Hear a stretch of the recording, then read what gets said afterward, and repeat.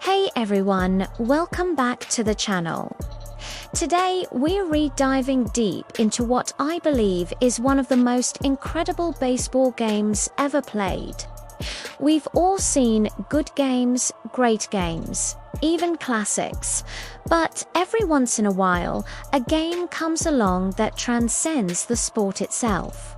It becomes a story, a legend passed down through generations. It's a game filled with so much drama, so much tension, that even if you know the outcome, you're still on the edge of your seat watching the replay. That's the game we're talking about today. So, set the scene.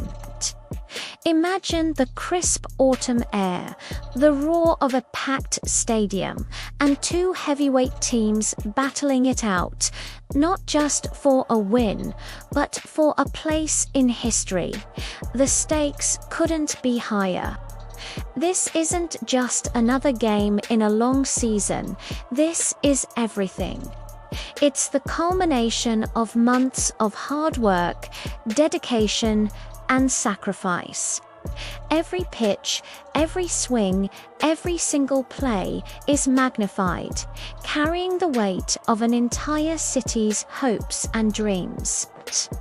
The game we're breaking down is Game 7 of the 2016 World Series between the Chicago Cubs and the Cleveland Indians. Why this game? Because it had everything. A team trying to break a 108-year championship drought, the infamous curse of the Billy Goat. A rival team trying to end their own 68-year dry spell. It was a perfect storm of narrative, legacy, and pure, unadulterated baseball drama. Let's start from the beginning. The Cubs were down in the series 3-1. The odds were stacked against them. Historically, coming back from a 3-1 deficit in the World Series is a monumental task. But this Cubs team, led by manager Joe Maddon, had a special kind of resilience. They clawed their way back, winning games 5 and 6 to force a deciding Game 7 in Cleveland. The entire baseball world was watching. Game 7 started with a bang. Dexter Fowler, the Cubs' leadoff hitter, stepped up to the plate against Cleveland's ace, Corey Kluber, and on the fourth pitch of the game, he sends one flying over the center field wall. A leadoff home run in Game 7 of the World Series. The Cubs fans who traveled to Cleveland erupted. It was an immediate statement. We're not scared, we're here to win. That moment set the tone for the entire night. It was a signal that this wasn't going to be a cautious, low-scoring affair. It was going to be a slugfest. The Cubs built on that early lead. They were manufacturing runs, playing smart, aggressive baseball. By the middle innings, they had a comfortable 5-1 lead. It looked like the curse was finally about to be broken. But if there's one thing we know about baseball, it's that no lead is ever truly safe, especially in a winner-take-all game. In the bottom of the fifth inning, a wild pitch from Cubs starter Kyle Hendricks allowed 2 runs to score. Suddenly, a 5-1 lead became 5-3. The tension in the ballpark immediately ramped up. Cleveland was back in it, and their home crowd came alive. This is where the managerial chess match really began. Joe Maddon made the controversial decision to pull his effective starter Hendricks and bring in his ace, Jon Lester, who normally wouldn't pitch in relief on such short rest. The game continued with this palpable tension. Both teams were trading blows, but the Cubs managed to add another run, making it 6-3 in the top of the eighth. David Ross, the veteran catcher playing in his final game before retirement, hit a solo home run. It was a storybook moment. Grandpa Rossi, as he was affectionately known, going deep in his last ever at-bat in the World Series. It felt like the dagger, the final insurance run they needed to seal the deal. But then came the bottom of the eighth. Maddon brought in his flame-throwing closer Aroldis Chapman to get a 6-out save. Chapman had been used heavily in the series, and there were questions about how much he had left in the tank. He got 2 quick outs, and the Cubs were just 4 outs away from their first championship in over a century. The finish line was in sight. And then it happened. Cleveland's Brandon Guyer hit an RBI double, making it 6-4.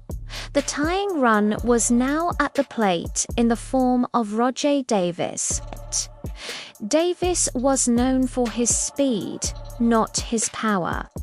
But on a 2-2 count, Chapman threw a fastball, and Davis connected. He drove it down the left field line, and it cleared the wall, a 2-run game-tying home run. The stadium absolutely exploded. It was one of the most stunning, dramatic moments in World Series history, from the brink of victory to a tie game in a matter of pitches. The Cubs were in shock. Their fans were in disbelief. All the momentum had swung back to Cleveland as the game headed into the 9th inning, tied 6-6. The emotional whiplash was unbelievable. The Cubs, who had been on top of the world just minutes earlier, now had to regroup. They went down in order in the top of the 9th. Cleveland came up in the bottom of the 9th with a chance to walk it off and win the World Series. Their fans were going wild. Chapman, despite giving up the lead, somehow managed to find another gear and pitched a scoreless inning, sending the game to extras. And just when you thought this game couldn't possibly get any more dramatic, the skies opened up, the rain started pouring down, and the umpires called for a rain delay. A rain delay in extra innings of Game 7 of the World Series.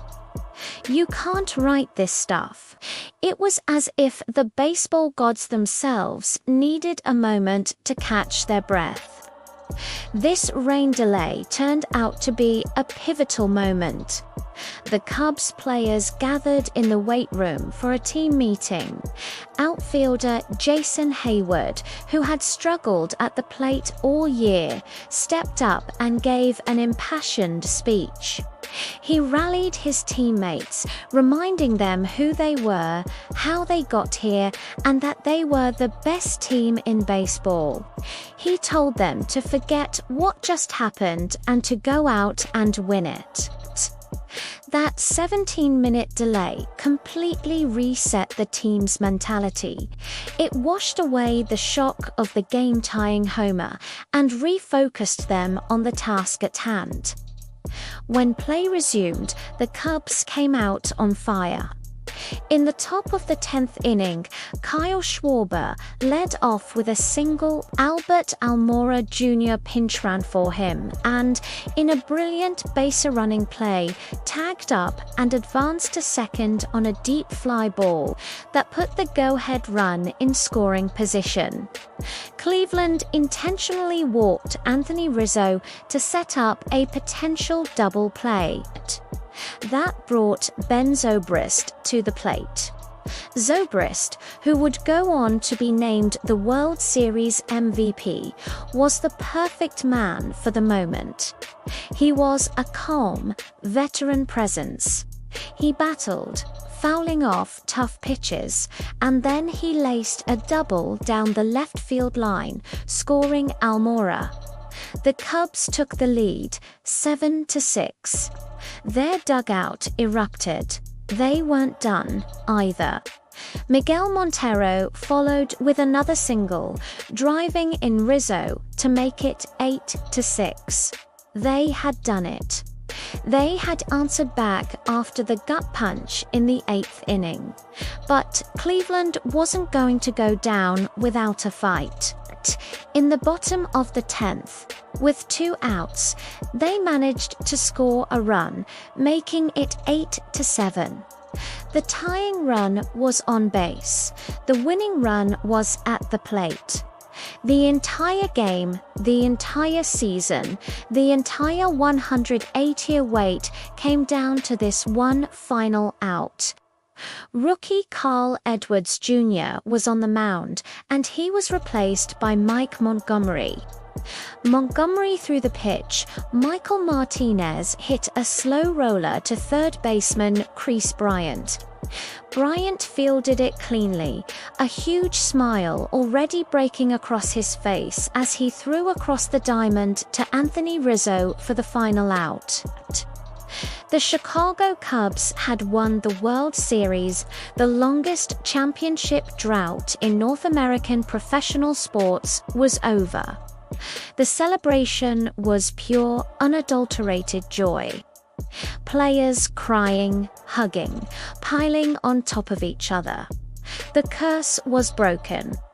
What makes this game so legendary isn't just the context or the final score. It's the roller coaster of emotions.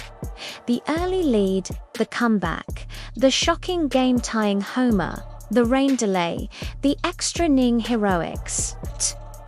It was a microcosm of the Cubs' entire season and their 108-year journey. It was a story of resilience, belief, and overcoming unimaginable pressure. It was more than a game. It was a cultural event that brought an entire city and generations of fans a moment of pure bliss they thought they might never see. It truly is, in my opinion, one of the greatest baseball games ever played. What do you think? Is there another game that you feel tops this one? Let me know down in the comments below. I'd love to hear your thoughts, and maybe we can break down another classic in a future video.